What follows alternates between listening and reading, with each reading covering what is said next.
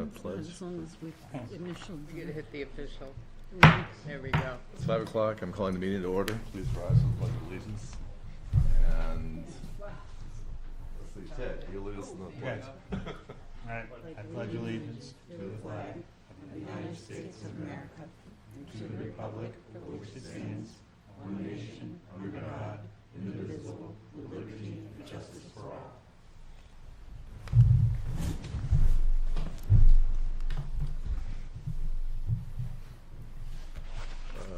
First order of business, we have 4 minutes to approve. First are the minutes from the sealed non-public meeting on November 22nd. We'll make a motion to approve the November 22nd sealed non-public minutes. Okay, there's a motion by Ted. Is there a second? I'll second. Mary Ann seconds. Any discussion? Seeing none, all those in favor say aye. Aye. Those opposed, nay. The ayes have it. Second is the November 22nd regular meeting minutes. Make a motion to approve the November 22nd regular meeting minutes. Ted moves. Is there a second? I'll second. Mary Ann seconds. Any discussion? Seeing none, all those in favor say aye. Aye. Those opposed, nay. Ayes have it. Third is the November 24th tax rate setting minutes. I'll make a motion to approve the November 24th tax rate setting minutes. Is that, did I say the 27th? Maybe I did. Whatever. 24. 24th, yeah. So there's a motion. Is there a second? I'll second. Mary Ann seconds. Any discussion? Seeing none, all those in favor say aye. Aye. All those opposed, nay. The ayes have Neil, it. you were not here for those, so I wasn't? you were not. So you can't say aye. I abstain. Yep.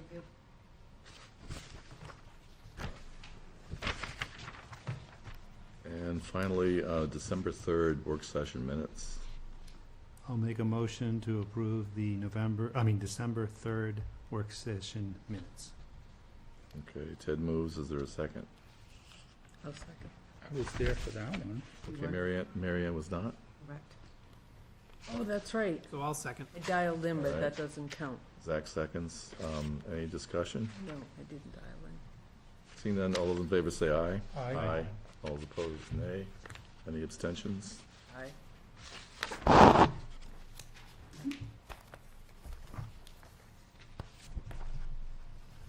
Okay, so all regular meetings will begin at 5 p.m. And the select board is going to meet on the following dates: Mondays, and it'll be January 10th and the 24th, 2022.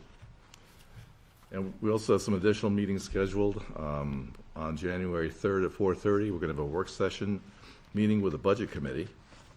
And on Tuesday, January 18th, 2022, we have a 5 p.m. work session meeting to finalize the budget. And on Monday, January 24th at 5:15 p.m., we're going to have our first public hearing on the budget to be held during the regularly scheduled meeting. And then on Monday, January 31st at 5 p.m., we have a tentative work session if needed. And then February 3rd, 2022 at 5 p.m., we'll have the second public hearing on the budget if it's scheduled, if a scheduled meeting is needed. And also to read any petition warrant articles that may have been received. And all meetings will be held upstairs in the town hall and will be held by Zoom. Zoom information can be found on the town's website at plymouth-nh.org. And if a work session is needed, it will be included now in the regular meeting.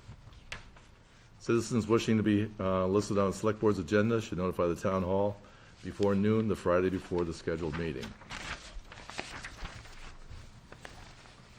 Town office closures. There will be the offices will be closed on December 24th in observance of the Christmas holiday, and also on December 31st in observance of New Year's Day. New Year's Eve, actually, but whatever. The first thing we have is an appointment of Peter Julia. And Peter is requesting that he be assigned to the planning board as an alternate member and a full-time zoning board member. And should I read the letter of request, or I'll give it a shot? It's- Email in there from June. Yep.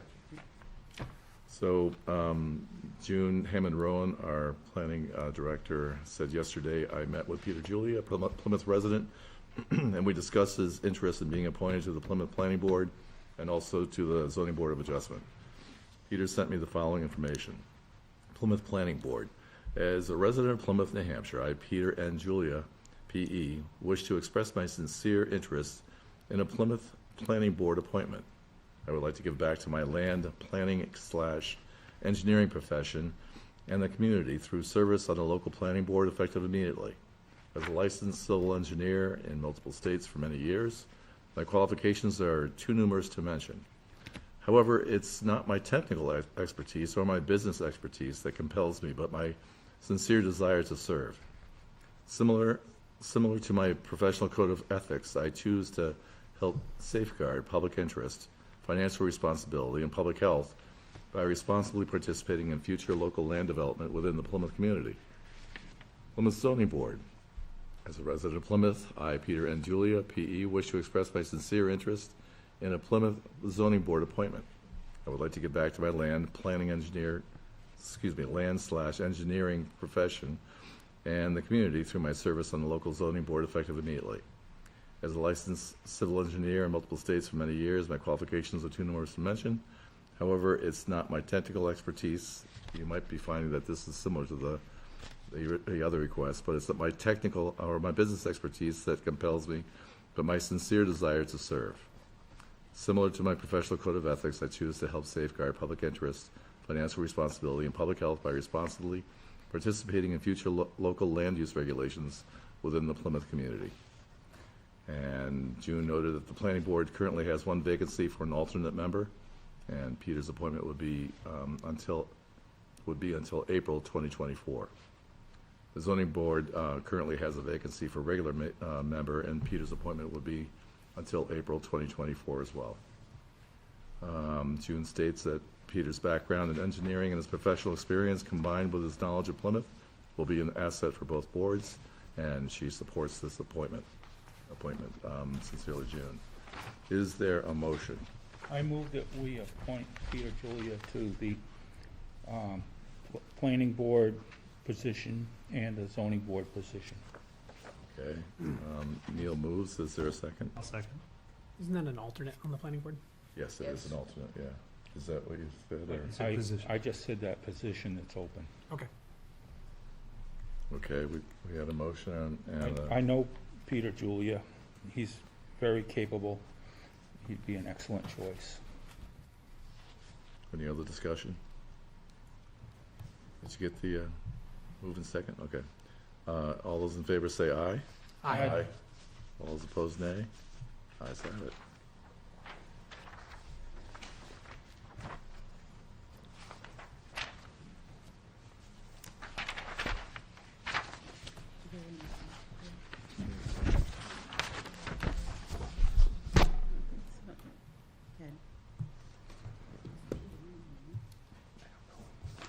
We're not gonna, is that,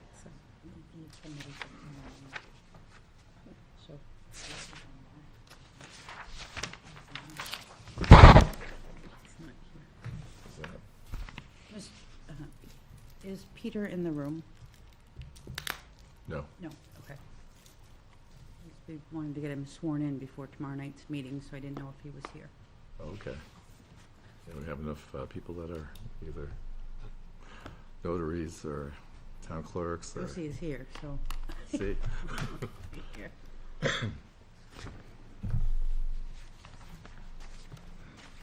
No.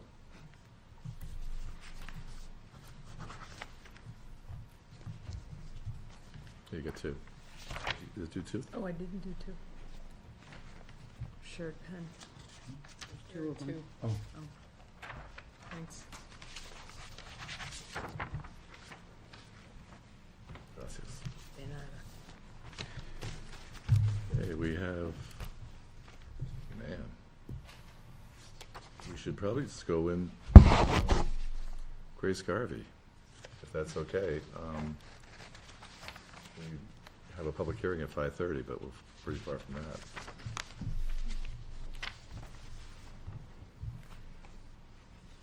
So I'm here to update you on a few things, but also to ask for your blessing on some potential.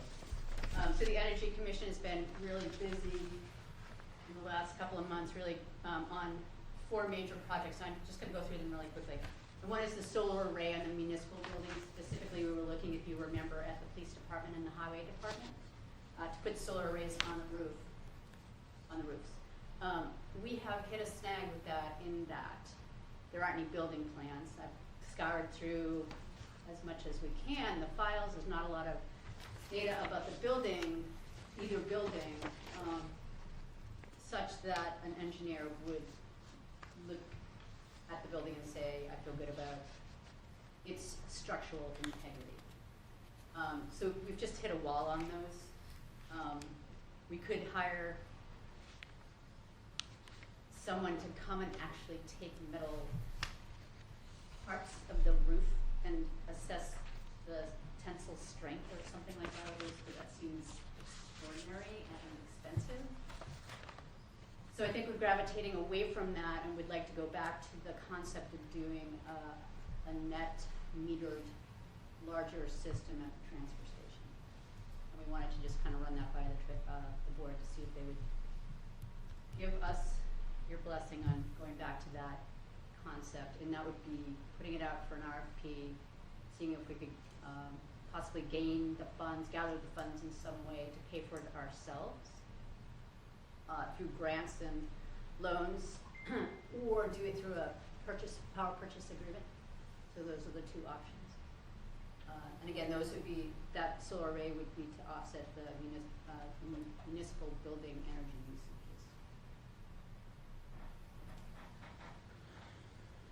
Okay. Questions? Well, I can state that I was on the Energy Commission when we tried initially to go forward with a power purchase agreement with the site at the transfer station.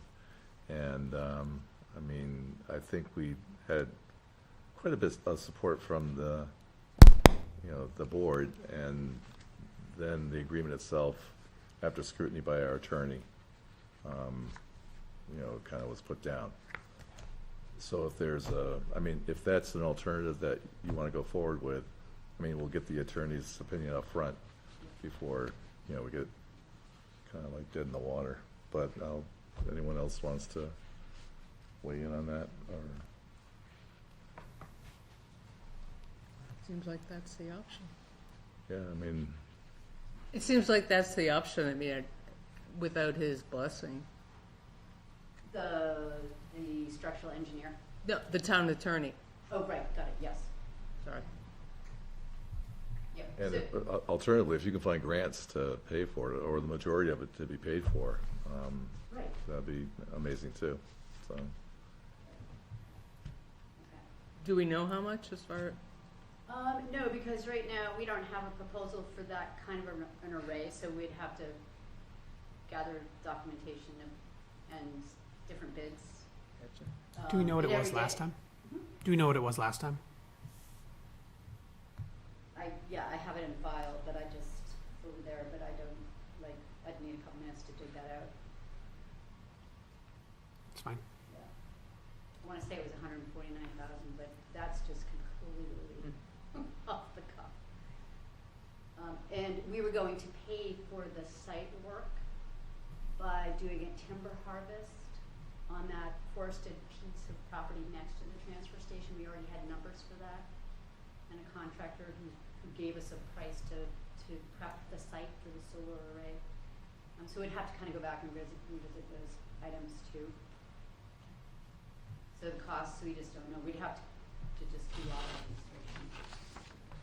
If the board's inclined not to support that sort of a report to the board, obviously, and if the board's not inclined to want us to go forward, we don't want to go in that direction. But it's,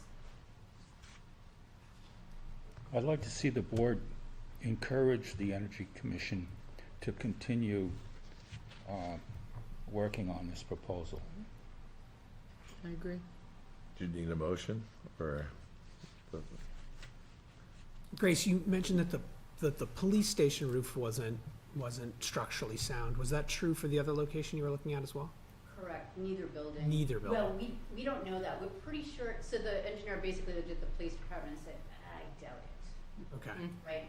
Without paying him or having him, put a letter out or anything like that. He's like, I doubt it, not the age of it and what little information there was in the file.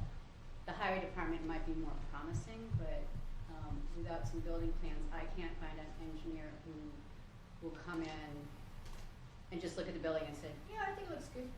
Yeah. And they have to write a letter in order for a solar installation company to take on that liability. Right. Does that Sure. make sense? Yep, makes sense. One other thing that we were kind of like kicking around before, one of the companies that was looking at it suggested putting the array on top of the capped dump.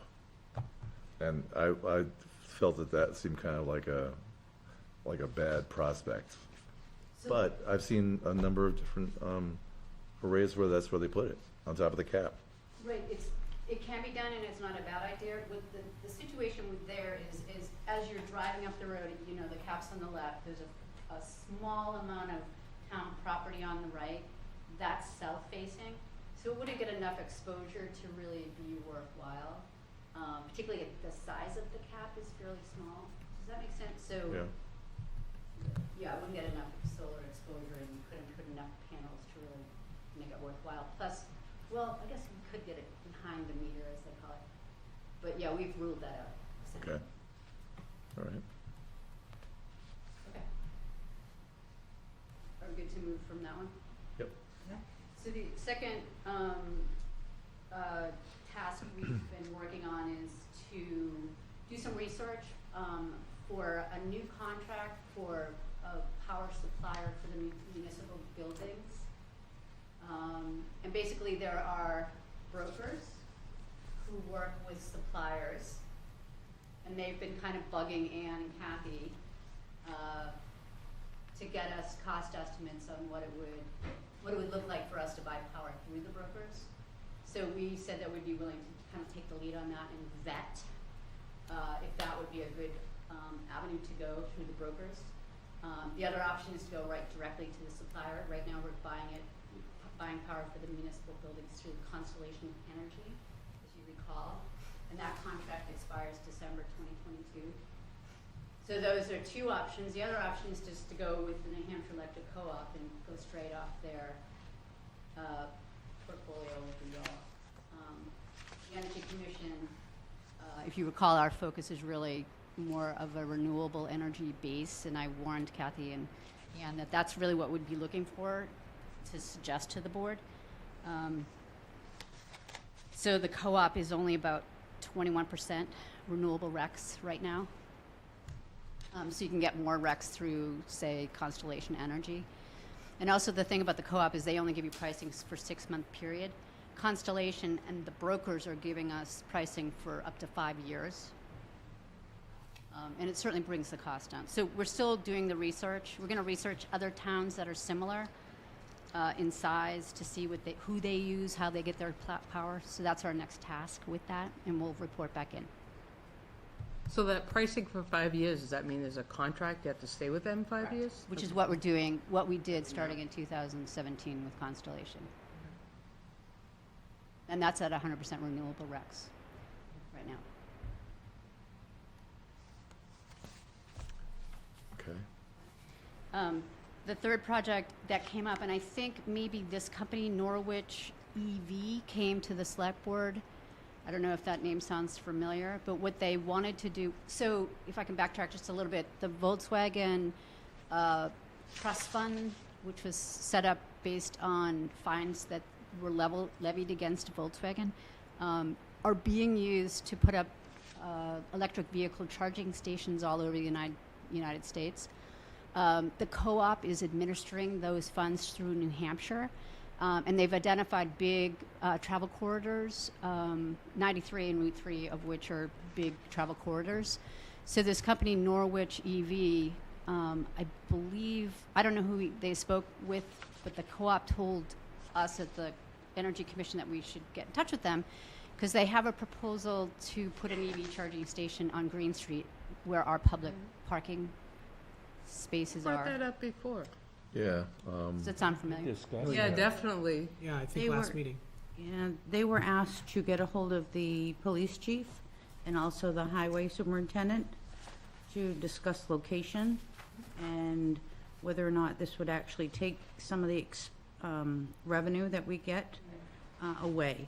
So they were asked to reach out to them directly and then have a discussion with them and then come back to the board. I got it.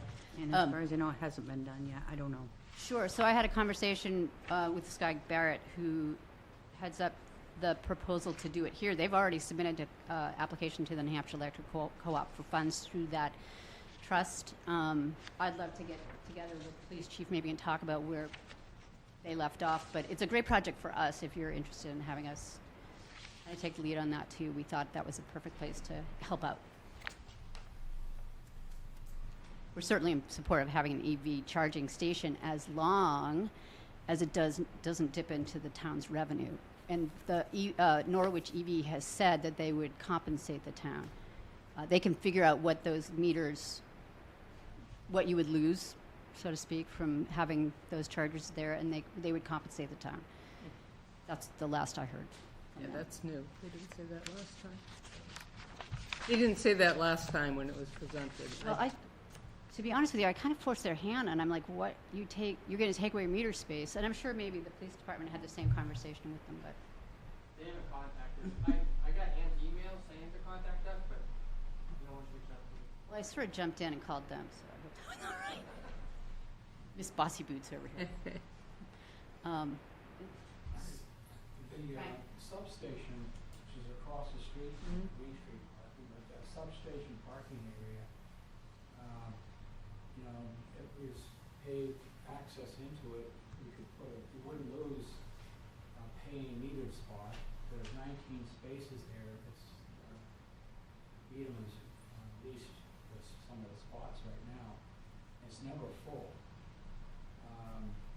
And just to get a system going here, if there's a thought of losing a metered space in the Green Street parking area, is up for a big meeting. Place down in the substation parking area is unmetered and is never full. So like it's a place that we could have with easy access, visibility, right next to the 4R substation. So we wouldn't be losing full metered space as well. Okay. It's- I mean, I'd still hold their feet to the fire to compensate the town. Personally, I think that would be judicious of the town to say we're losing metered parking spaces. The fact that there's a substation there was rarely attractive to them. I don't know if they tie into it some way. And, the thing about the EV charging stations, which is going to be a good thing, is that there are long-term chargers and short-term chargers. It's like level 1 and level 3, and I don't know a lot about them. But the level 3 they're a longer charge for, the projection is these electric vehicles will be able to go further distances. And so that would attract business to the town. So that's a really positive piece of this EV charging station in town. They could go to lunch, maybe they're here overnight, they go some shopping in town, I don't know. So, if it sounds like something the board wants us to continue to pursue, we can do that. And the way we would pursue it is by reaching back out to Norwich EV and saying something from the board, right? Yeah, the board's in support, or no, the board's not in support, and they want to make sure there's no loss of revenue. We could then write a letter to the co-op and to the state, because the application has to go to the co-op and then to the state, once the co-op clears it, so to speak. Is it like they're a preferred vendor with the co-op or any EV, The Company co-op could- isn't the vendor, they are the distributor of the funds, the Volkswagen trust funds Yeah, for okay. this project. all right. statewide. Because there might be other vendors that might be engaged to do it, that might, compensate Plymouth more than. There could be. The problem is, there's a deadline of January 3rd for this application process. Okay. I mean, Norwich has jumped on board and they put an application in. I don't know how they got the rights to do that without getting clearance with the board. I don't know those details, but we could track it if you want. I just think it's we think the Energy Commission thinks it's a good project if you want us to. I think you need to include the chief at this point as Right. well. Okay. Yeah, and if there is an offset on the funds, then it seems like a no-brainer. Right. Yeah, That's all I have. okay. Thank you. Thank you, Grace. It's gonna take a couple more minutes.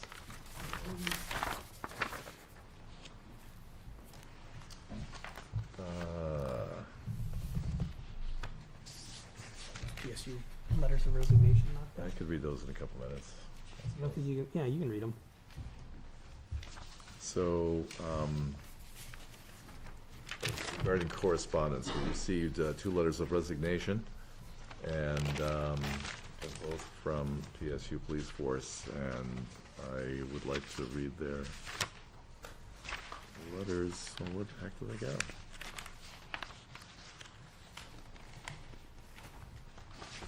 All right, did I just dump it or what? First letter is, well, actually it's from, here we go. Letter of resignation, dear Chief, and this is to Chief Temporino. Please accept this letter as formal notification of my resignation for my position as a patrolman with the Plymouth State University Police Department. My last day will be Friday, December 3rd, 2021. Sincerely, James M. Brunt. And the second letter of resignation, going to Chief Steve Temporino, is Dear Chief, please accept this letter as my official letter of resignation from the University Police Department effective December 3rd, 2021, from Jeffrey D. Meyer. I think we'll probably, well, I don't know if we should talk to the chief after our public hearing. Do we have, we have are we just basically accepting their, okay. You're In voting that case, to vote to rescind police authorities for those 2 gentlemen. I'll make a motion to rescind police authority to both James Brunt and Jeffrey Meyer. Second. Okay, moved and seconded. Any discussion? Seeing none, all those in favor say aye. Aye. All those opposed, nay. Ayes have it.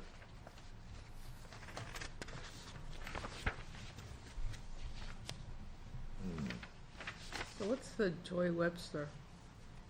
Apply for Boy Scout It's going statue? to take a few minutes. Oh, okay. Okay. Is that on a newer? Under new and other Agenda. business, yeah.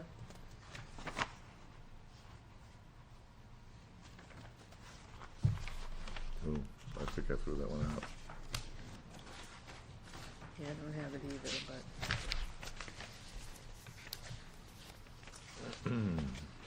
I didn't see Yeah. it anyway. I didn't see anything in there. I don't think there was anything given as a handout Okay. There's some, okay. Good. for discussion. Well, then there you go. Right on top. So, 52 seconds. how about them socks, huh? I think Emily is on. There she is.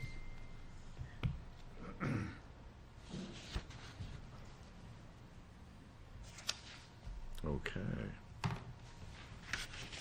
Well, in that case, I'm killing for time.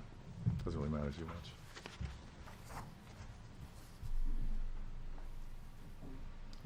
Is it time? It certainly is. Good enough. It's time. All right, it's 5:29, and I'm opening the public hearing to discuss, take public comment, and act upon the following discretionary preservation easement in accordance with New Hampshire RSA 79-D. The application is from Bristol Central Square LLC on 718 Tenny Mountain Highway. And in our property thing, it's map 213, lot 032. And I am opening it up for, to take comment from those in the audience, either for or against. Now, should I read more about it? Emily. Okay, Emily, you want to describe it a little more for me, for us? Yeah, I can take this. So the property is 718 Tenny Mountain Highway. It includes an attached barn, which would be one of the pieces of the application. The building itself was built in 1870. And the application also included for the portion of the building that has the silo. Now that silo has been converted into 4 finished floors. So there's 4 levels in there that I believe are hoping to be office space, but that's on the back side of the building. And again, the discretionary preservation easement is for older structures that have some historical significance that can be viewed by the public. And there are pieces of this that I think would fall into that, including the portion of the barn.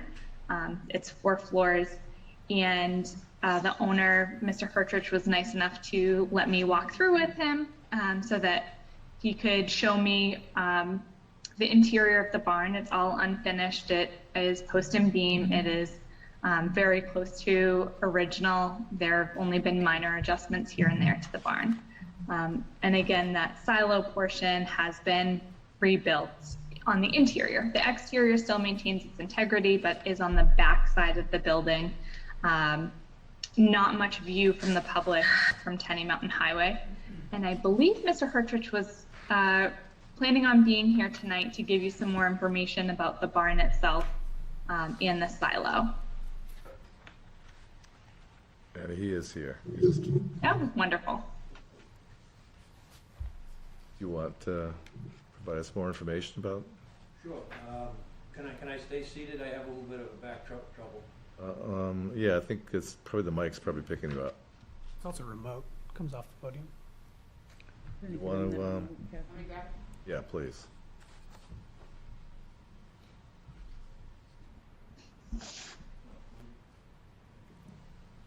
Karaoke, huh? So, Yeah, like, my name is Russell Hertrick, and I own the, well, I guess it's called the Ireland Farm. A lot of people know it as the Rock Barn. It was the Rock Barn for many years. I'm here tonight to apply for the historic barn credit. I'm not here for a hardship, but, you know, I do have somewhat of a hardship issue. The taxes on the property are 18,000. That's about a quarter of the income of the property.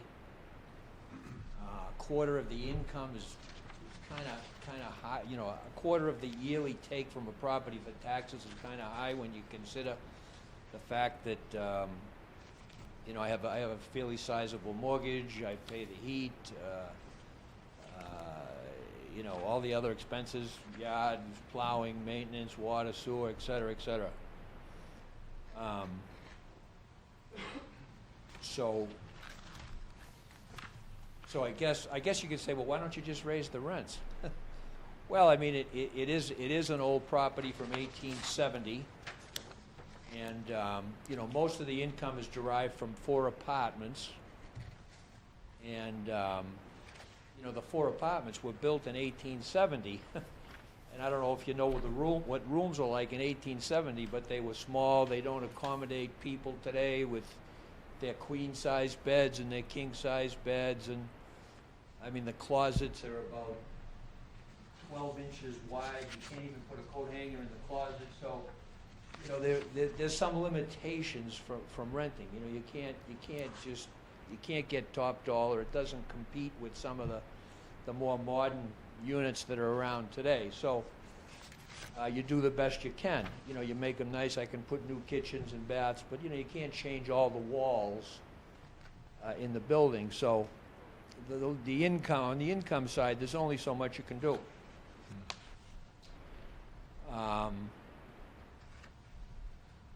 There's a few things I wanted to show you.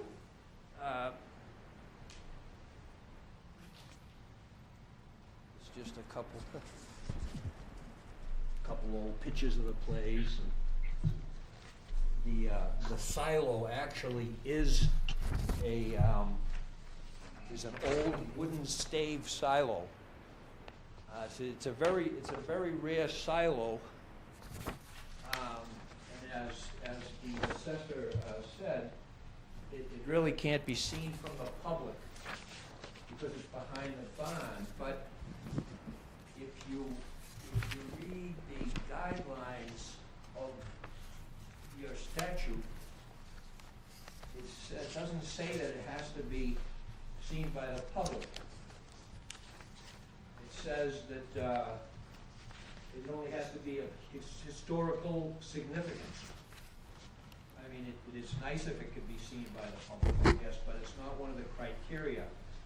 If you read the guidelines of the statute, you guys probably have seen them, I'm sure, but it says that I only have to meet one of the criteria for the silo to be considered as part of the historic credit. So my contention is, it is a very rare and historic silo, and back in 2018, the New Hampshire Bond Committee Task Force was out at the property, just kind of looking the whole thing over. And I have the report of their conclusion. You know, and they go on to say that it was the property was known historically as the Ireland Farm, owned by the Spencer family for many generations. They said it was a local landmark, and it is a valuable piece of Plymouth's agrarian heritage. A number of prosperous farms once lined Kenny Mountain Highway. Very little of this history remains today.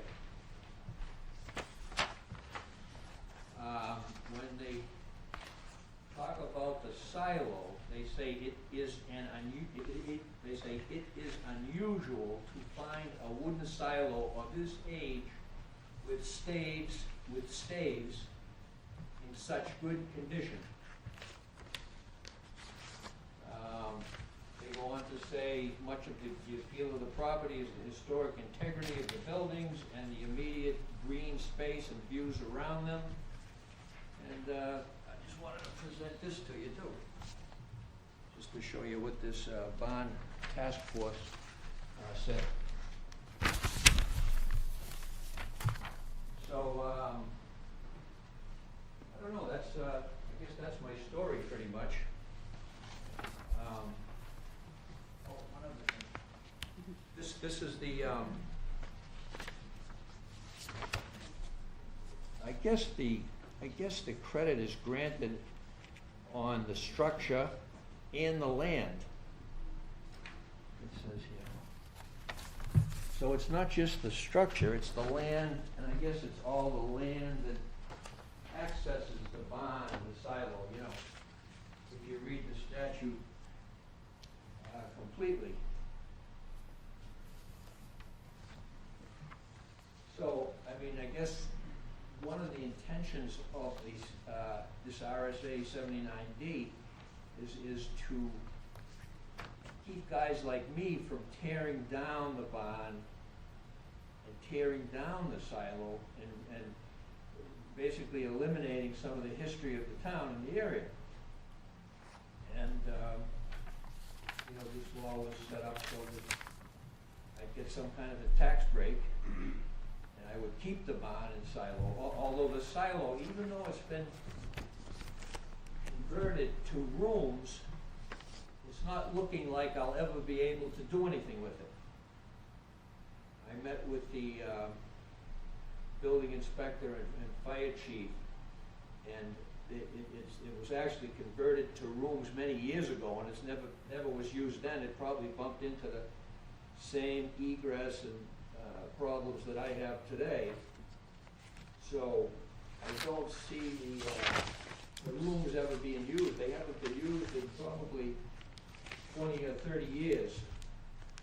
And I don't think I can overcome the obstacles. I was thinking if there weren't so many regulations in the world, it would make a nice office for someone, because it has a beautiful view looking out at the mountains, or an artist studio or something like that.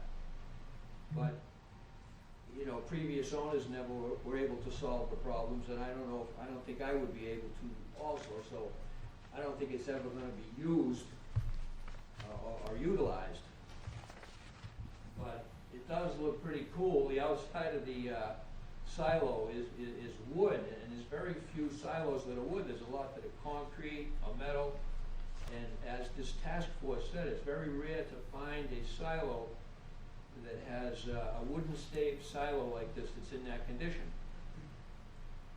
So I would hope that you consider granting the easement on the silo also.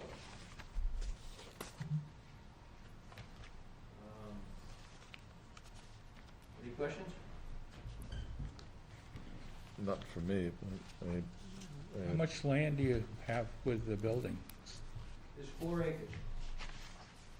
So if I may, just quickly, it wouldn't be the entire 4 acres that would qualify for that area or any total exemption from taxation. It would be the area that would be surrounding the structures themselves. So probably the area that's underneath the building, an access point off of the road to the building. And it would be the portion of the building that the easement would encompass. So if that included the silo, that area would be included, and the barn area itself would be included.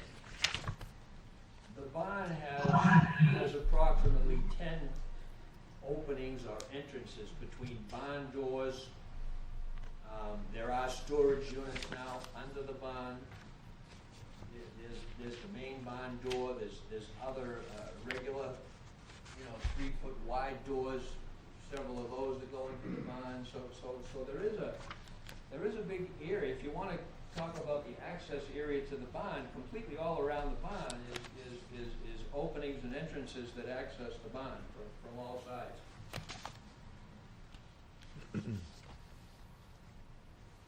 I just have a question regarding, looks like the ownership issues. So you got Jeff Therian, it's also indicated as the owner. Now that's like a dated assessment Yeah, card? Jeff Therian was the former owner. He sold it to me. Okay. All right. We have someone from the general public that wishes to comment or a question. So I'm kind of new to this topic.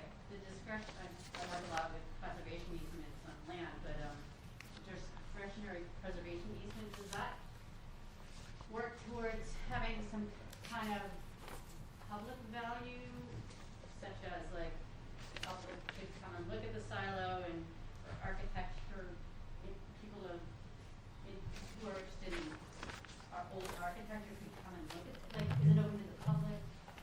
So it No. remains in the ownership of the owner, and the building is preserved for its own integrity, for its own intrinsic value. Thank you. I don't know if you recall, we had a similar request on a barn on Highland Street that we acted on. The request was for a couple of buildings, and we granted the barn request because it was definitely of historic, value. I was trying to remember because there is some discretion in, if we were to grant it, there's some discretion in how much of a, I'm trying to remember what we granted. It's like, What actually, we may not want the silo, we may want the silo. Oh, Emily's got her hand up, but, and also she indicated, or there's a that last page kind of describes, Some options, yeah. yeah. Emily, do you remember what we granted last time? I do. There were two buildings last time that came forward. One was a similar style attached barn that was certainly for public benefit. If you drive on Highland Street, you would see that barn every day. The other barn was denied. It was behind the building, not really readily seen by the general public itself. And that barn was denied at that time for the property at 188 Highland Street. The barn that was granted at 75% for 10 years. And the board does have discretion if it's approved or denied from 25% off of the assessed value up to 75% off of the assessed value. Of course, it's at your discretion. You could decide where to go from here. That spreadsheet that I provided just gives you some round figures. The RSA encourages the board to consider the public benefit, the historic nature of the building, and also any revenue that may be lost from granting this to any particular taxpayer. So, and that's why the savings and what would be lost as revenue was included in that as well. Just the last page. Emily, I don't see an assessed value on the barn or the silo on the record card. Where would we find that? Well, that's a little bit complicated because they are part of the sketch. So the way that that was calculated was based on the square footage and calculated off of the cost per square foot for each section of the sketch there. So if you were looking at the property record card, you would look at the storage area. That storage area is all-inclusive, 3 floors. I apologize. Yep, 3 floors of the barn. I do have a calculation here. It is pretty complicated. I would be happy to share that with the board as to how those were all derived at. But if you're looking at it, the silo encompasses about 800 square feet of living space. And that comes out to, if you're looking at those, an undepreciated value of $62,700 rounded. Depreciation taken off of that would be indicating a value of $30,089, or roughly $30,100, which is what's included there is the value of the silo. And then the barn itself would be the area of storage, a portion area of the basement that's there. It's currently accessible from the exterior, and there's 300 square feet of canopy that is also part of the barn. Those all calculated together brings a value, an undepreciated value of $136,354. Take away the depreciation of that, taking into account that it's old and would need some help to replace it. The value that it's adding to the building itself is $65,450. Can I ask another question? Does the conversion affect the historic preservation aspect? The conversion of the silo to the living space, are you asking? Yes. I think that could be argued either way. The conversion of it could have potentially saved that silo. It could have saved it from being torn down and destroyed.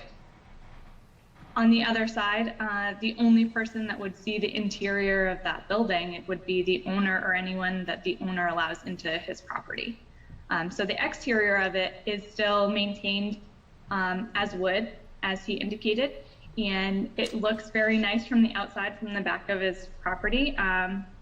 It is very well kept from the exterior. I think you could make an argument either way, whether or not that helped or hurt the preservation of that portion of the building. And what's your recommendation percentage-wise? I'm putting you on the spot. A little bit, that's okay. I would say if you're looking at other barns that were granted preservation easements from the board, both of those barns were granted at 75%. And I would make the argument that the barn itself has public benefit. It's not very far from Walmart. A lot of people drive down Route 3. I think it is gorgeous from the outside. The silo, I think, would be a little bit more difficult. It is viewed from the back of the property, and this would not grant an easement in which the general public could access his property to view the barn or the silo on the back side. Can I add something to that? Sure. In some ways, the public can benefit by seeing the silo. Between my property and what used to be a little ice cream stand or a loan company, there's a right-of-way back to the Spencer family graveyard. And that's a public access. That's open to the public, I believe. True. And if you walk down that access, or you drive down like some of the hunters do, you can see the silo from the back.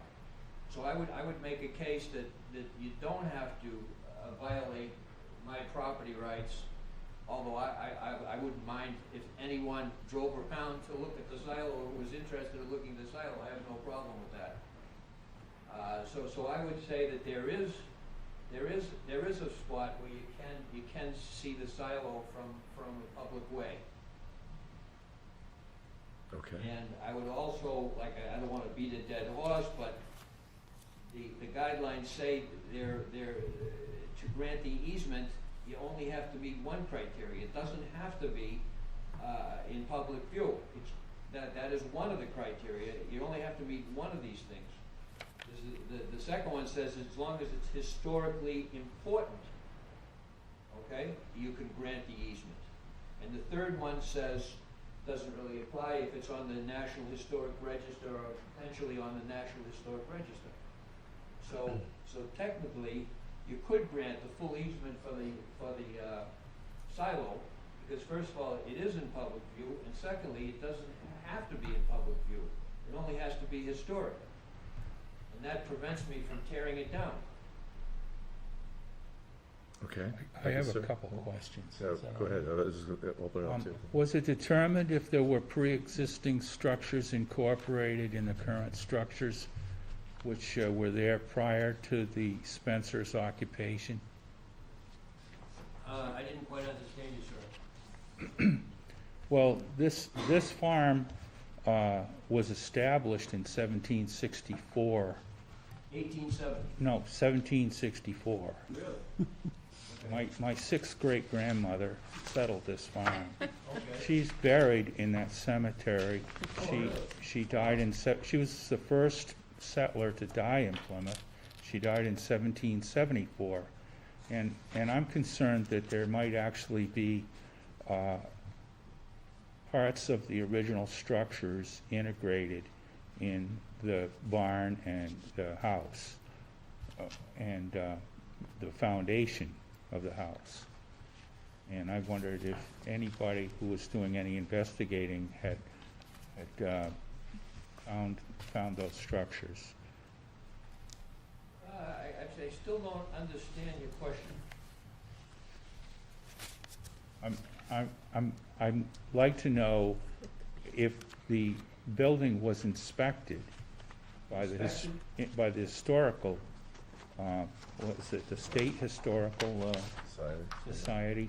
Or if it was, did they find any pre-existing structures incorporated in the barn or the house? I don't know of any inspection, sir. All I know is that, like I said, in 2018, the former owner had the bond task force come out and kind of the bond was empty at the time, and he was trying to get ideas, and the task force came out and said what a nice bond it was, what a nice silo it was, and gave him some ideas as to what type of businesses, and I gave you the result of their. Well, But I don't, any other inspections, I don't know about.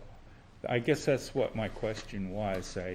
I know that the farm has history dating from 1764. Really? That's interesting. And that's prior to the Spencer's occupation of the farm. Was structure, was there any buildings on the Yeah, farm? yeah, it was a farm, Really? yeah. And I think that what they did is, you know, I'm surmising that what they did is Spencer's added onto the existing house or incorporated it, and they added onto the existing barn or somehow modified it. But Interesting. Spencer's had a highly successful business, and Arnold Spencer had a slaughterhouse across the street, and he was very successful. And they had a big operation. Tenny Mountain Highway, I don't even know if it was called Tenny Mountain Highway. There were probably no highways back in those days, right? So I don't know what the road was even called, but it sure was a different area back in those years. There was certainly no Dollar Tree across the street from it. Honey Mountain Highway was built in 1953. Was it? Yeah. Okay. Any other comments from the public? Yeah, I actually have a question for Russ. Russ, I saw a picture of the silo, it's beautiful. Are you saying that if the Board of Selectmen doesn't include the silo in the percentage, then it will be torn down? No, I'm not saying that. I'm just saying the law is there to protect it from being torn down. If I were to sell it, the next guy maybe he would tear it down. Not my intention, no. I think it's a jewel and I would want to keep it. So, I guess my concern is that if it is rare, and maybe that's something Emily can address, and we have that in Plymouth, New Hampshire, it's a beautiful building, that may be something the board wants to consider as part of protecting that society. Any other questions or comments? Yes, sir. I'm not a professional on these easements, but I think they drive to the public benefit primarily, so that's just my comment is these easements are meant for the public benefit. Thank you. Oh, we have one more. Frank Miller, I was doing a lot of research about the history of Plymouth and part of our agricultural history. There's a lot of farms that were out on that area of Tenny Mountain, and only people like me that dig through the paperwork know where they are, the limbs of them. Nobody knows what they were, what our history was, which is extensive, and I believe this is a unique case that deserves our efforts to save. Thank you, Frank. Well, okay, so it's 5:57. I'm closing the public hearing and bringing it back to the board, and take further comments from the board, and maybe a recommendation or more discussion. with So it. would we be considering the barn and the silo? That's, yeah, we are considering the barn and or the silo. Personally, I think they're both worth protecting. Certainly the barn follows the same logic we used last time. It's visible by the road. You know, it's a historic barn. That one feels like we do the same thing. The silo I was a little bit more questioned about on the historical.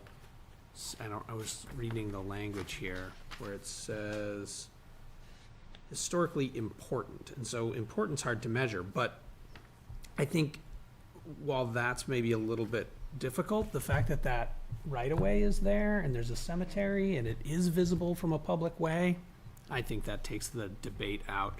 And really, even at 75% on that silo, we're talking about $643. Seems like a small price to pay to protect a style of silo that's uncommon. My 2 cents. Any other comments?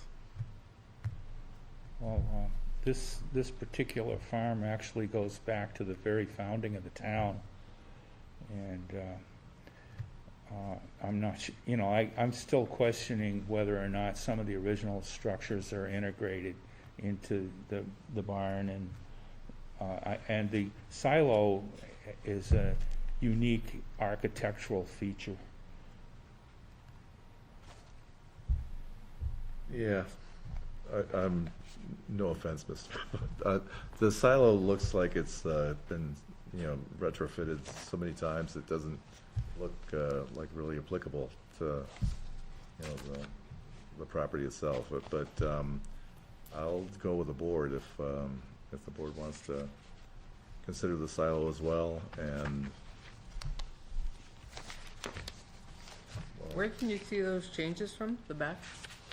I saw them, I just couldn't tell where. the silo itself. Yes. You can see part of the silo from the highway, I believe. But the changes, the upgrades, Well, it's at all least around the like, back. Thank you. This would be the upgrades. I'm not sure if part of the upgrade is connecting it to the barn.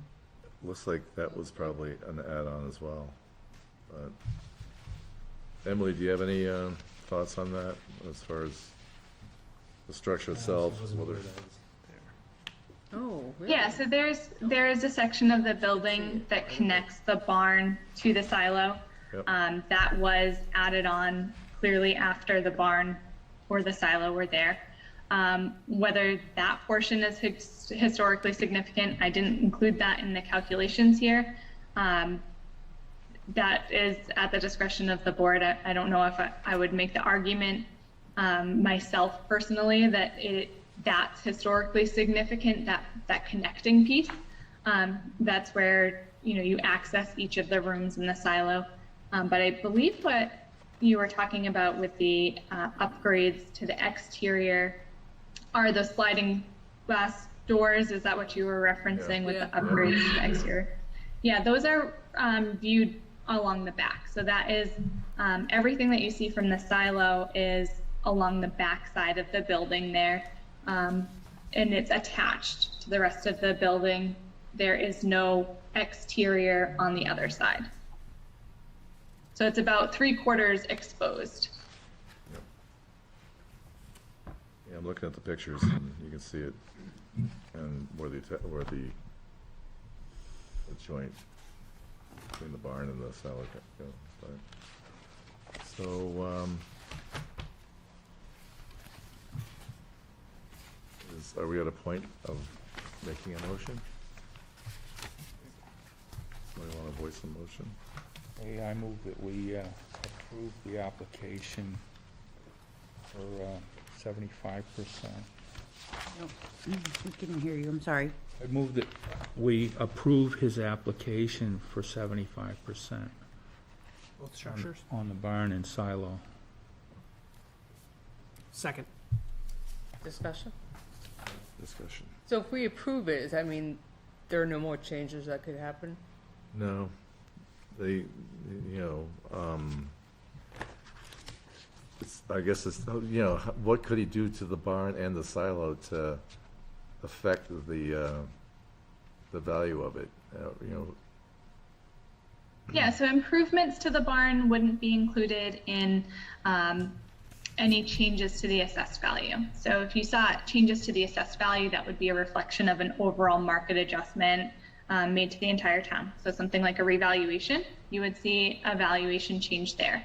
If you were to make any improvements to the barn, that would not be included in the assessed value for the time of the easement, which is at minimum 10 years.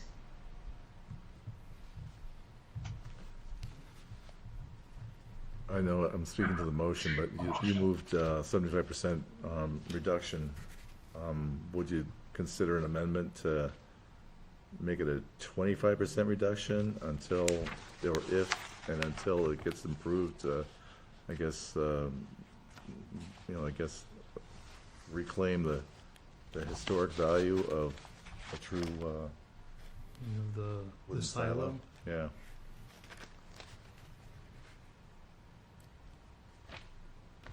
Until it is determined? Yeah, I mean, it looks, it doesn't have like the historic value that I would appreciate in a silo that doesn't have like sliding glass doors on each floor. and- Well, The silo, I inherited the building the way it is. Right, yep, And the silo has 4 levels in it. yep, And there's 4, you can see windows, or they're almost like a sliding glass window. yeah, we get the, And those were put, in an to eventually utilize the silo and let people enjoy it and rent it, and the view off the back is phenomenal, looking at the mountains. And like you say, whoever did that many moons ago ran into obstacles, and it was never been rented for 20 years or more. So the angle that you see the silo at is really looking straight at that cutout into the silo. There's parts of the silo that would look just like an old wooden silo, where there's no doors, and I probably could have taken angles from around the side too. But you can see that there's parts of the silo that are have the wooden staves and have the metal cleat that holds the rounded wood siding, the triple walls together. And even in the area, even in the photos you can see these steel cleats that hold the silo together. Yep. And to the right of those window cutouts, there's no opening. The silo is just in its pristine condition, just the way it was back in the day. So I'm not suggesting we don't provide you compensation on, or a reduction in your taxes, but I was wondering if the board might consider a 25% reduction if, or until Until such time as Yeah. that it's returned to its original state. Correct. So all those windows, doors go out. Yeah. I mean, but $400 isn't gonna be enough incentive for you Right. to even do that work. It's impossible to probably put that, not impossible, but to restore that back to the way it was, I don't see that as too doable. No, at that point, we would be encouraging him to tear it down. Okay, so I'm just thinking the way it looks currently isn't very attractive. So I'm not thinking that, it really is worth the value of the reduction. Especially in a current tax base where we are now $30 a thousand. It just seems like, we're just, So from your argument though, Bill, you would be saying that So that silo shouldn't be assessed at. $400, We got a yeah, compromise. For 10 years. But Bill, based on what you just said, that building has no value, he's got no people in it, then it shouldn't have an assessed value of $30,000. We're taxing it as a structure that's worth $30,000. Emily? Nobody can occupy it. Right, nobody can. I mean, the occupy pitch it. you just made was not to do a 25% reduction, but to scrap the assessed value of it altogether. Emily, is that silo worth 30,000? Well, that's $30,000 of added value to the property. I would make the argument that we could probably look and see what the property overall is worth. As the current sale went through April of this year, and that sale price is listed on the property record card in front of you. And I would say that I don't think our assessment for the property overall is that far off compared to what the market would bear for that property. I do know that it was, a transfer that happened in which the property was looked at as far as an income producing property, but at the time that was not rented for income at the time of purchase. Now, whether or not that turns into a usable space as is or renovated, that space is still finished space. And even if you have a room in your house that isn't occupied currently by something or someone, it's still finished space that is worthy of property value. So I have a question for you. So you came up with the assessment on the value of the silo, correct? So what happens is the value of the silo is based on the data that's input into the mass appraisal computer assisted model that we have in the town. So that assessed value that you see in front of you is calculated from how the assessed value comes out of our CAMA database. So we didn't So have a tax assessor give you a value for that particular piece of the structure She is the tax assessor. for the town? Yes. Okay, She's ours. okay. So just so the board is aware that this is assessed for 609,000. Yep. It was actually purchased Yeah, for 660. 640. Oh, it was 660. Okay. I'm looking at when 640. 640 is what Right. it was purchased at, so Which isn't shocking in this market. is not. Everything's being purchased over the assessed value. Right. But the value can, That means it's that means it's assessed, it's under assessed. Right, it's too low. If you paid that much. It's not That's true unusual, townwide, though. But that's what drives your equalization as well. Yeah.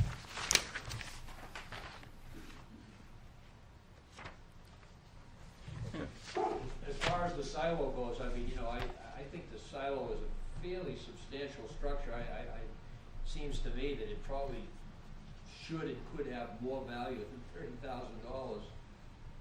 And unfortunately, I don't really want it to be worth a lot more, because I'm paying taxes on it and I can't use it Is it habitable? because of the government regulations here in town. We wouldn't let him. What was that? It's not habitable, fire department. Yeah. What? It's not that that the silo itself isn't habitable. It's not usable as the owner would like it to be used, but it is still finished space and could be used for something, just not that particular use, as determined by the fire department. What uses did the fire department consider for that space? I was not part of that conversation. I met with None really. I mean, Mr. Hertrick before they had a chance to get out to the property. I think the chief is. Yeah. They had problems with egress and in the middle of the barn, I would have had to sheetrock a big section of the interior of the barn to enclose a stairway that accesses the barn and the silo. It would have to be fire rated between the barn and that's one of the big obstacles. So, as owner, you prevent, that kind of prohibits you from using it. So, yeah, could I store some of my own stuff in it? Maybe. Nobody's gonna, but I can't rent it and I can't let anyone else legally occupy it. Okay. So if we don't approve this, the potential, and he's saying he won't, but the potential is that the silo could be torn down. Right? He said he Could valued happen. Well, it it down, could right. happen. It could happen if But he's if not, we you know, approve it, it couldn't happen, is that? for 10 years. It couldn't happen for the amount of time that the easement is placed on the property. Okay. So at minimum 10 years. And that's the intention of the law, to preserve this stuff for the future and prevent it from being torn down. That is one of the criteria. It doesn't have to be in public view. If you really read what it says. It has to be historically important. I think we were kind of all agreeing with that, but the only thing is, I didn't agree that it was that attractive, that it was maybe like a full 75%. But regardless, it doesn't look like, if the motion stands, we have a second. Any other discussion? I'll move the question. Yeah. Seeing no other discussion, all those in favor say aye. Aye. All those opposed, nay. Ayes have it. Thank you, Emily. Thank you. We forgot to say The only the thing I years. would, You forgot to what? We forgot to say the years. Number of years they were Oh, I granted. thought it was, isn't it 10? 10's the minimum. Oh. Ten's the max, isn't it? Yeah, I thought Emily said the minimum. all of the other easements in place in town have been 10 years, and then it's revisited to see if that should be extended. I think 10's great. 10 years? 10 years.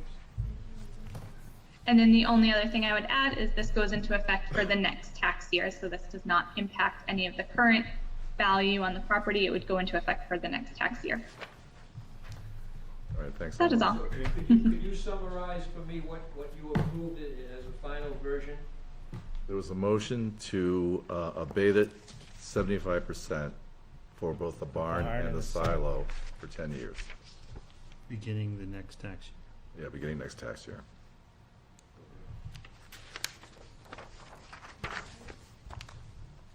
All right, thanks. Committee reports. Wow. I got Joyce Oh, yeah, we- Webster is yeah, here. Joyce. What's that? Joy Webster. Joy Webster is here. She is put in under, she was supposed to go right behind Grace. Okay. So I got the old, There was nothing there. It's a plaque for the Boy Scout statue, Town Common, in her husband's yeah. name. She wanted to just discuss that with members of the board. Yep. I heard that So discussed downstairs. Mrs. Webster so- is still Okay. here, waiting patiently. Very good. Could you please describe what you'd like to do with the Boy Scout? I Statue. spoke first with Steve Rand, and he kind of headed me in the right directions. And I've spoken with Larry Gibson, who evidently is in charge of the grounds there, but he does not have anything to do with the statue. I've spoken with the Historical Society, with Kathy, who was I've forgotten her last name, I'm sorry. And she said she was going to mail each one of her people who are on her committee and get back to me if there was anybody in objection. What I would like to do, and first of all, let me tell you, I'm not looking for money from you. What I'm looking for is That's good, that's good. is approval. I would like, my husband, Harold Webster, posed for that statue. And he died in 2020. And there is already a name on there, and his name is Daniel Webster Bushnell, and it looks like when you go to the statue that that's who's posing. And he is, if you are familiar, Mr. Bushnell gave the money to have the statue erected. And I would like I'd like Harold Webster Jr.'s name on the statue. And I've gotten a very long proposal from Innovative Signs, which is in Florida, but since then, at the Historical Society, I met a gentleman who's trying to bring back the Livermore Bridge, who told me about someone in Lakeport, and I would like to do business with them. I would like it to be 2x4, and it's just going to read Local Boy Scout, Harold A. Webster Jr., 1919 to 2020, and erected in 1933. And I hope that you'll think that's a good idea. I'm probably the only one in the world who wants it there, but I'd like to have it there. So no offense, how do we know that's your husband? I'm sorry. No offense, but how do we know that's your husband? Oh, well, I don't know how. I think. I've got my driver's license. No. Actually, You're I Mrs. mean, Harold Webster I had heard Jr.. that, yeah, and you live in Holderness, correct?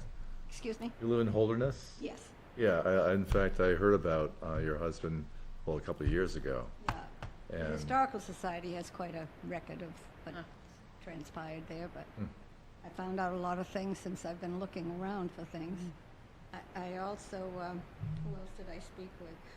I know another thing I wanted to say. One of the concerns for me was that if there was anything done to that stone to add the plaque, which would be chrome, I was worried about the stone being destroyed in some way. But I spoke with a Mr. Charles Beatty, if you are familiar with him. I found his name through the Mayhew funeral parlor. That's who they used to put anything onto any rocks or any kind of gravestones. And I spoke with him and told him about my concern about that, and he said absolutely not. There would be never any damage to the stone itself. are you consulting with the Historical Society? Like, you said you just indicated it was chrome? I'm sorry. The plaque itself, did you indicate that it's gonna be chrome? Yes, Okay. yeah. Not like, brass or, Well, the original one that's on there is chrome. oh, it is? I didn't realize that. Okay. And Steve seemed to think that it would probably be good to have it be the same and not be, and because I've got a few more words on it than there were on that other, it might be just a little bit bigger, but not, the one that they gave me originally was from Innovations was 3 by 5, and it looked big, and it was all capital letters, and it just looked too splashy. Yeah. I just would like, I think his mother would have liked to have had his name, but I don't know that. I never knew her. So I think it's, I don't know, it sounds like a great idea, but, Yeah. everybody else agree? Yeah. I think it's fantastic. Yeah. Yeah, do they have the plumbing fixed to the? I don't think so. I don't think think so. Why would you wanna do that? When I was a kid, you know, there was water in that stone at the bottom Yeah. that they got from Franconia Notch Yep. that the dogs would drink out of. Yeah. And That was evidently his mother's original intent, was to Yeah. have that, and she and Mrs. Spear were quite instrumental in helping to get that going. maybe someday. Yeah. I thought they fixed it so that the water did pour. I don't know. The bubbler's working yet? I know they were working there one day, and I asked what they were doing, and Frank seems to have an answer. Yes, they are trying to restore it, but it's because of the way it was constructed, it's confined space, and technical issues of OSHA and safety rules that prevent them from properly accessing that unit. I will say, I'm not history on the Webster family. There were 56 Webster families in the town of Plymouth. So there's a substantial Webster influence. David Webster. Abel Webster, one of the original Yankees. But just we look through all Any of the expense to the things town? I was just gonna get to that, actually, but she said she wasn't asking for money. Okay. Excuse me, ma'am, but, do you know who's paying for this? What? Who's paying for it? Oh, I am. See? She wasn't asking for money. She was. Oh, I know that, I heard that, but we just, the question arose. No, I am. Okay. I may not have to be able to eat for a week, but that's okay. Oh, thanks. You just broke our hearts. Yeah, it sounds like a great idea. Not that you're just paying for it, but, yeah. And when might you be doing this? Well, And is when I Peter, spoke with the, when is I. Peter gonna help you out? I did call, wait a minute, who did I call? Mayhew. I called the Lakeview, whatever it was called, I can't remember, sculpture company. And he said that they're just piled up and piled back, and they've Oh. told me that at the Mayhew too. I'm not sure just what that, maybe health, I'm not sure. But I know that with Innovations, it wouldn't be until spring. Okay. I don't know if somebody local would do it quicker or not, I have no idea. I would recommend waiting till spring anyway, Yeah, right. At this point. because metal changes more when it's cold. And I would be recommending until it's spring anyway, because metal and cold and Yeah, I'm fine with that. Do we need a An motion? old lady, I don't but if my daughter's here, Yeah. she'll see that it's done. Yes, Who owns it though? Who gets the? Well, Parks and Rec isn't claiming, so I don't know, I guess the town of Plymouth, Who owns the statue? I don't know. I mean, it's funny that Larry said he doesn't, because it's something that's in a park, Right. so. Right. It's part of the common. He probably doesn't maintain it. He Yeah. probably doesn't maintain, I mean, any sculpture, you're probably not maintaining it, but yeah. The town used to have a structure that they put over it in the Yeah, winter. I remember that, yeah.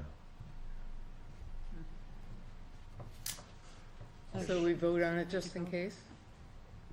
Sure. All right. Town, okay, is there a motion?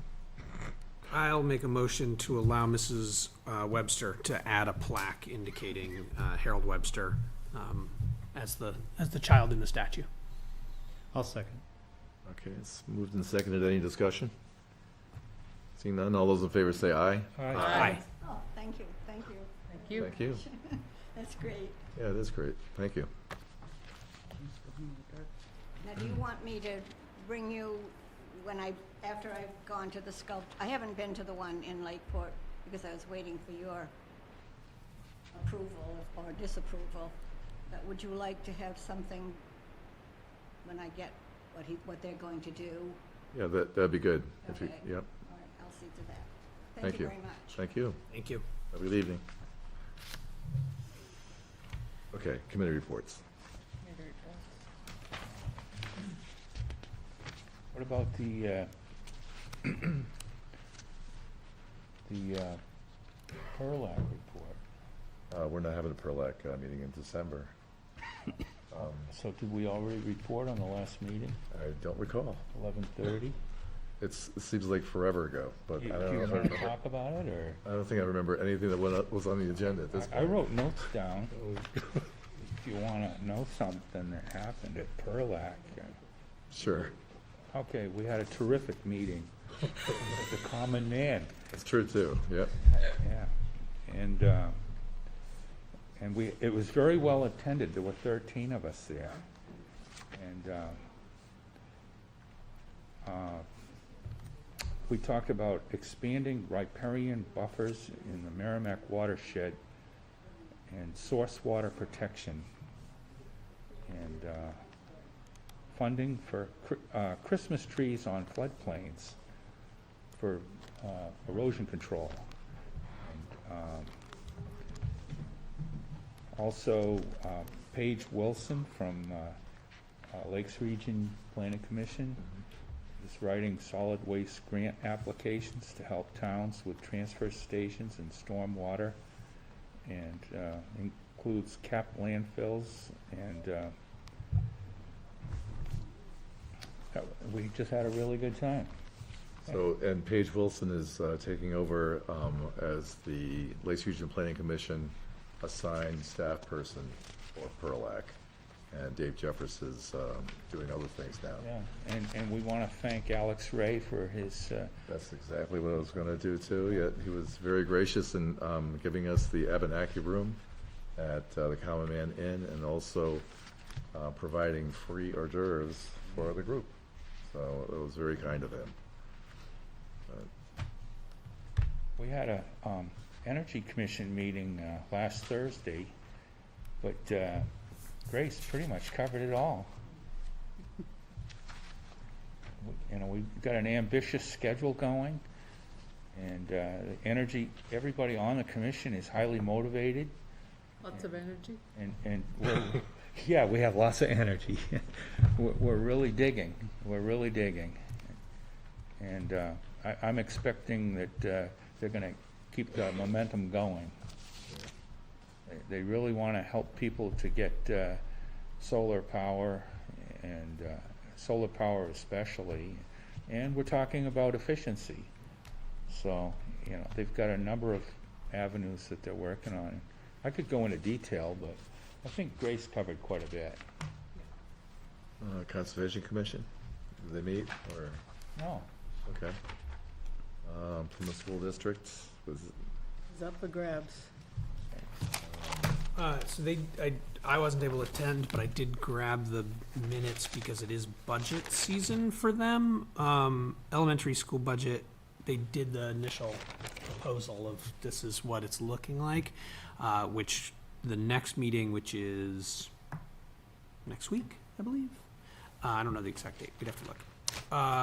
Right now, the proposed budget looks like a 95-cent increase in taxes in the next budget cycle. They do have some options to move some things around. So public participation there, I think, could probably get that number down to about half if people show up and make the right recommendations. There's no reason it needs to be 95 cents, but that's where it is at the moment. Is that the elementary school, Zach? That's the elementary school, yeah. Roughly an 8% increase in their budget. They've had extra costs due to COVID-19, haven't they? And savings, actually. Oh, okay. It's been kind of a mix. some costs, some savings. They got some grants to do some work. So I think it's been a bit of a mixed bag. Okay. Capital improvement. Advisory Budget Committee. Oh, excuse me. As you're well aware, they're on the agenda for early January to come talk to us. I don't have anything additional over that. And Lakes Region Planning Commission, actually, the Executive Committee canceled their meeting last Thursday, whatever it was, which was a good thing because I had a doctor's appointment anyway. So, Parks and Rec. Parks and Rec, I do have a report from them. They're standing up their winter basketball with many signups. And after a number of shipping delays, the tube slide for Fox Park is installed and ready to go. The ski and skate sale was a huge success and many participated thanks to the over 100 volunteers and community members for supporting it.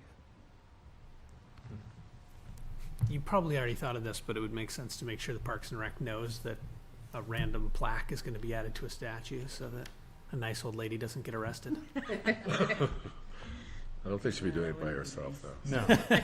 Bad form. Parking Committee. It's actually a couple things. While the chief's here, I'm going to put you on the spotlight.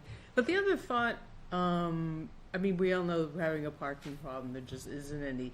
So it's probably pie in the sky, but the old Tedeschi building, I think it was Tedeschi. Yeah, the 7-Eleven or Whatever it is. Whatever it is was. Yeah. South Main store. I don't know. Great place for a parking lot. It is a great place for a parking lot. Apparently, well, I mean, Alex Ray was kind of inquiring about Right. it, but you know, the deal is 7-Eleven doesn't like to sell any properties that they have, apparently, and the two of their, you know, the properties are kind of like up for grabs. So, Really? yeah, Why don't they like to sell there? I don't know. I think They it's just like like to continue to pay taxes on it? it may be like a nothing for them. You know, maybe they might have. Who knows? Southland but- Corporation, Yeah. they're huge. You pass an ordinance to increase taxes on vacant lots. Eh. Just in the downtown area. Just the downtown area. I don't think that's gonna work. No? Spot zoning. I think we'd be better, and we would would have better be luck great. passing an ordinance to encourage construction of parking structures of some sort in underserved areas that need parking. Yeah. Are you hinting at something? Actually, Or- No, Oh, okay. I'm just saying. It sounded like you're targeting somebody that, I'm thinking like, you know, silver parking lot. I still think that 3-tier thing is up We with that. can't incentivize them. That, Well, that's what I thought you were kind of like leading We can towards that. incentivize a parking garage or structure at a, So the 7-Eleven's got tanks, obviously. So, you know, that's an issue that someone's gonna have to deal with when they, you know, acquire that property. Right. So, you know, I mean, it's not the cheapest thing in the world. so- Right. No, definitely. Just trying to resolve. But yeah, you can See, park Brandon and I quite a were few. talking about that, but yeah, you Quite a few could. cars there, Even yeah. just leveling that, you'd get quite a few cars in there. that particular site would be conducive to constructing a vertical parking garage which starts in Railroad Square and comes right up to Main Street. Well, the kind of like the drop off right by the monkey is probably like a better, you know, spot for that between the old. But that's the the one old- that's gonna be available. Yeah. In any event. Chief, you want to give? Frank, Okay, that building that 7-Eleven owns is assessed on their tax card at $70,000 value.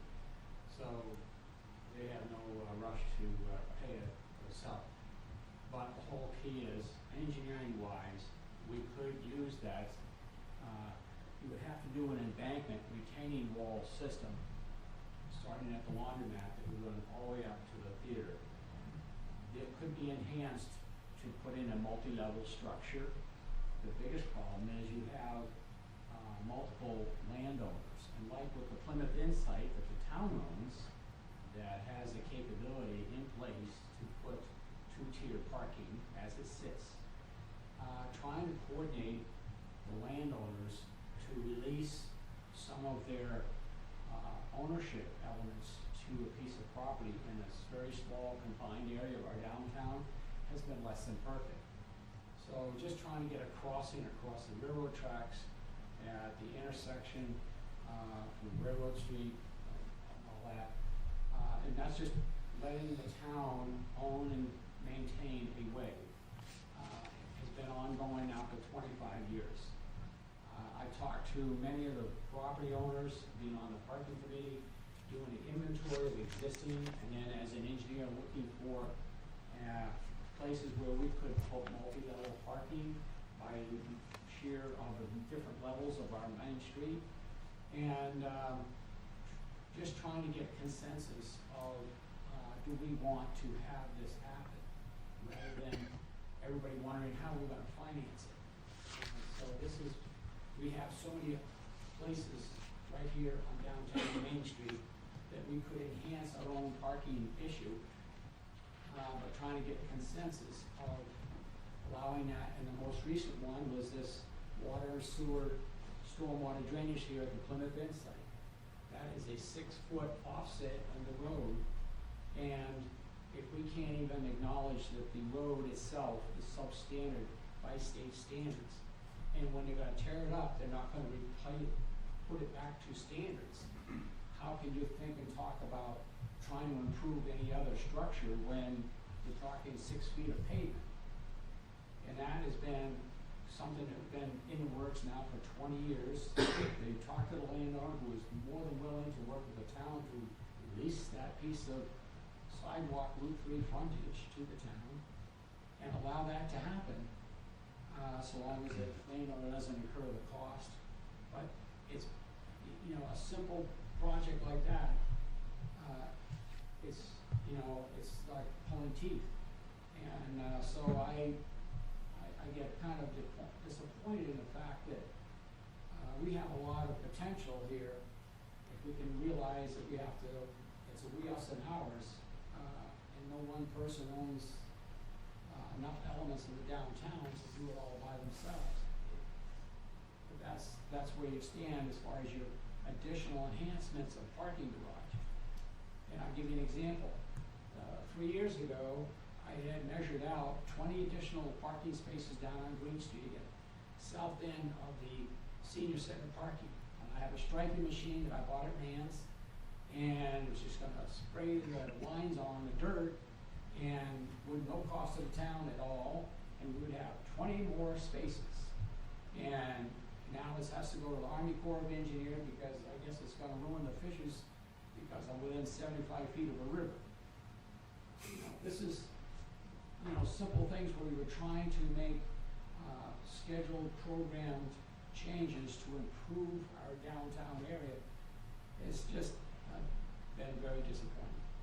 And so we have all this capability, and the other big issue is if we can't even come to a consensus to accept and acknowledge that we have issues of our downtown that are out of code, and allow people from Concord who want to invest in Plymouth, we aren't ever going to see a change. And I've been working on this 40, 50 years now, and what you see is what we will still have if we don't make a measured move on allowing incremental actions to happen that allow things to occur. So, you know, that issue is just one of them, but like I say, the Plymouth site, the town owns. The right-of-way was granted to the town, it's there. You know, it's, you just put it out there, would we like to see something happen? Then you allow the engineers, architects, land surveyors, natural scientists, town planners, and lawyers, the land use professionals, assist you with putting together a project in concept, so that A, you can look at it and get it to approve or disapprove. If you don't do that, you'll be talking concepts for another 20 years. Thanks, Frank.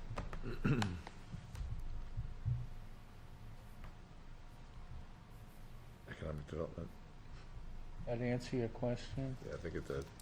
Yeah. We're just gonna be spinning our wheels forever on that. No. Yes. We're gonna do something. What? When? Well, we have to make up our minds that we're gonna do something When do we first, do that? right now. Okay. What do we want to do? What can we do? Frank just said form a committee. Maybe we should make a motion that Neil becomes the chair of another committee. Or, I mean, or that we ask the parking committee to look at that site for Yeah. feasibility. Yeah. They've done though. They've done that. We haven't looked at that site. The site that he was talking about? Plymouth Inn? Which one? Oh, the Oh, that- Plymouth Inn. Yeah, we've looked at that. I thought that wasn't Do we have a, That's- money. we don't have a proposed, we don't have a concept or anything? There's, well, I thought there was a concept of like, taking the little edge off of the nursery Right. for chestnuts and going up, Webster Terrace, putting in the sidewalk, the public way, but back, you need a retaining wall for, acclaimed trees. Yep. yeah. Okay? So that that sidewalk could then be parallel course and make the width of the way, equivalent to the rest of Route Main Street, even though it's not in compliance with state RSA for parallel parking on a public way. It's the best you can do because we're already built.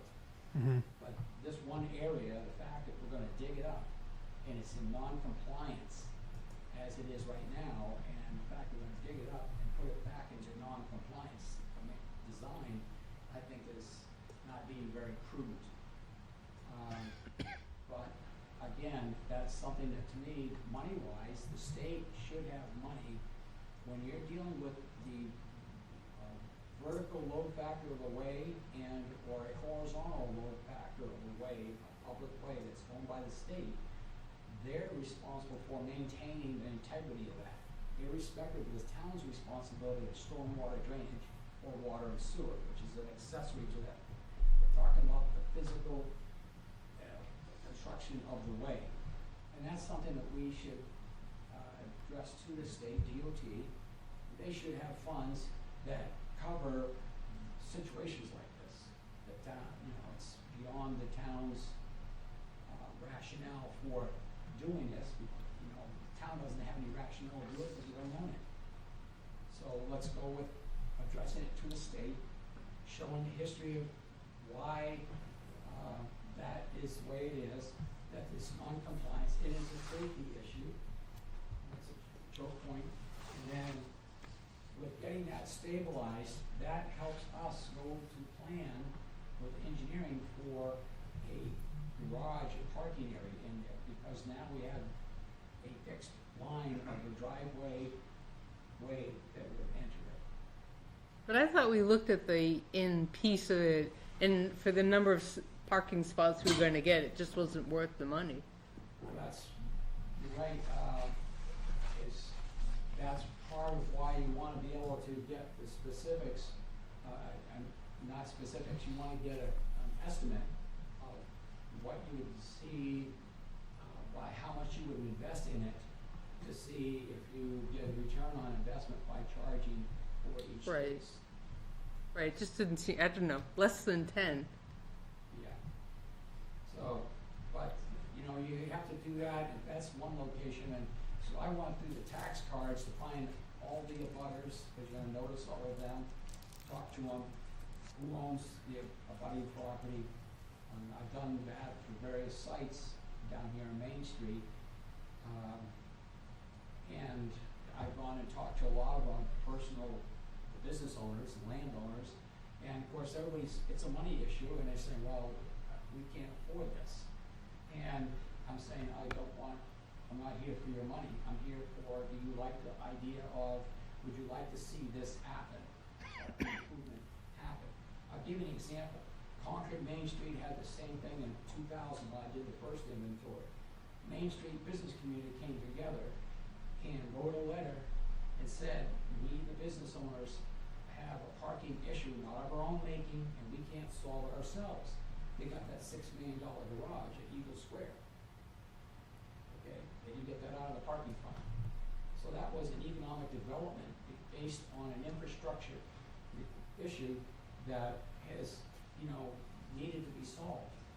But the whole key is everybody accepted and acknowledged that you have a technical issue that affects your official doing business, that has safety issues, and you can't, this town can't afford to do it, the banks can't afford to do it.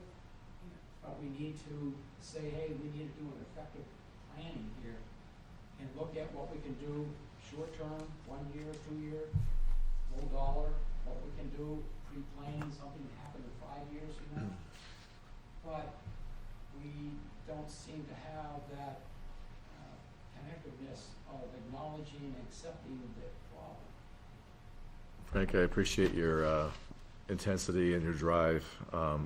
Obviously, at some point, we'll get together, and there's a lot of federal monies being pumped actually in the DOT. And they're gonna be like overseeing, you know, a lot of this stuff being, and if we had a project, or if they had to comply with their own ordinances, their own statutes as far as the, you know, the distance of their right-of-way, they'll fix it. They'll have to fix that at least. But anyway, monies are coming down the pike, and hopefully we'll have our ducks in order to Can we direct put it. pressure on the state by Yeah. Lakes Region Planning?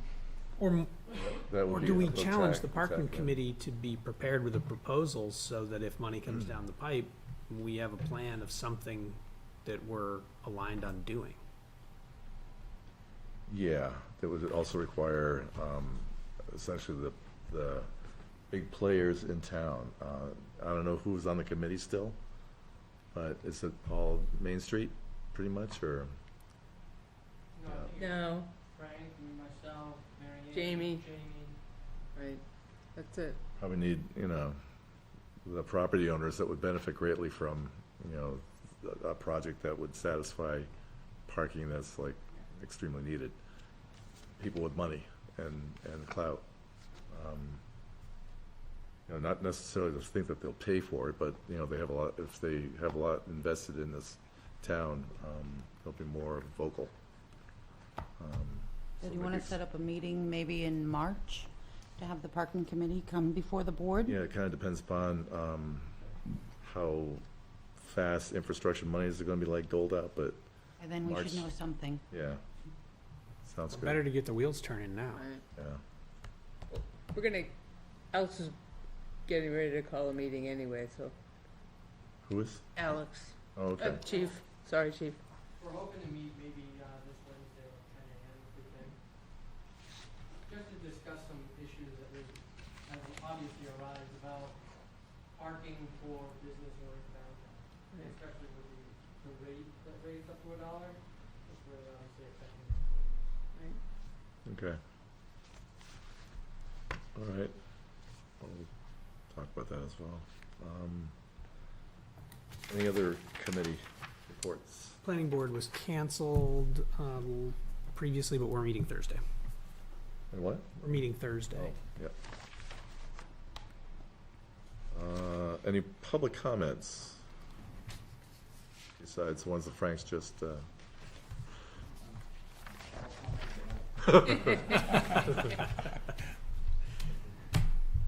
okay, in that case, we'll need to go into non-public. Is there a motion? I'll make a motion to go into non-public in accordance to RSA 91-A:3A And B. and B. Oh, okay, so we're doing B2. So that was the motion. Is there a Second. second? Zach seconds. Zach, your vote.